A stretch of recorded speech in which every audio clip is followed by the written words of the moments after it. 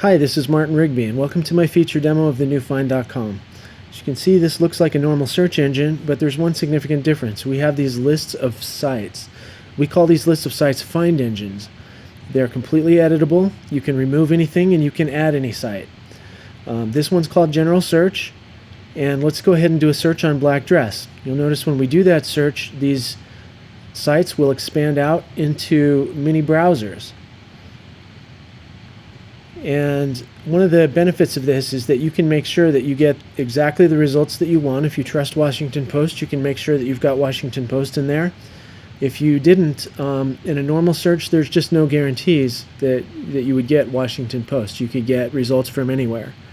So let's go ahead and click on this particular, so we can click through this just like we would. Let's expand it and take a look. Excellent. If we want to read it later, we can go up here to our red bookmarking heart and click that, and now we've saved this for later. It appears right here in my finds list, and it's better than a normal bookmark because it has a thumbnail and a brief description. But you can also zoom in and focus on that thumbnail just by switching views. All right, let's take a look at some of these other find engines that we have. Okay, here's a news find engine, and it's a group of sites including Washington Post, ABC News, and BBC.com. That way you have a newspaper, a TV station, and a foreign source. And as I said, you can add any type of site you want. You could add something more conservative. You could add something like Snopes to prevent fake news. All right, let's move down here to home improvement. And we've got 3 stores in here. We've got Home Depot, Walmart, which, sometimes it's cheaper, and Tiger Direct, which is an online source, which is sometimes cheaper. So you can compare those. All right, let's take a look at fashion shopping. Most people know what stores they like, so let's go ahead and add some stores that maybe this particular user likes. Let's go to Loft. Let's add Lulu's, and let's add Go Jane. Once you've done that, you can go ahead and go back to our search for black dress. Once again, all of these are mini browsers, and you interact with them just like you would. Any sales that they have going on, that shows up. Let's take a look at Macy's here, and let's expand it. Once again, you can interact it just like you would. You can log in, you can save things right on the site, or when you see something you like, you click on that. It moves to that page just like you would. You have controls here like a browser, so you can go back and forth and do anything you would in a browser. But you also have a place to save it that's a common place among all websites.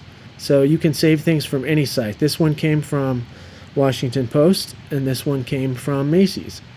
And you can mix and match any way you like and group those together. All right, let's take a look at our research find engine. Now we have Wikipedia, and some professors don't like you to use Wikipedia, so let's go ahead and delete that. We love Wikipedia, by the way. Let's go ahead and move to Britannica, and let's also add Wolfram Alpha. You can see this is a fast process, really easy to do. But this also brings up another question, is we have Wolfram Alpha here, but maybe you haven't heard of Wolfram Alpha. Some people haven't. So how do you go about discovering things that you don't know? In search, typically, you can't really type in something that you don't know. So you might happen across it, but you might not. So what we have here is this ability to browse other people's find engines to get recommendations on what types of sites to go visit. Let's type in a keyword here, homework. Now we've filtered out these find engines according to homework. This can be curated by anybody, a teacher, parents, friends, experts, can be curated by anybody. Let's take a look at news.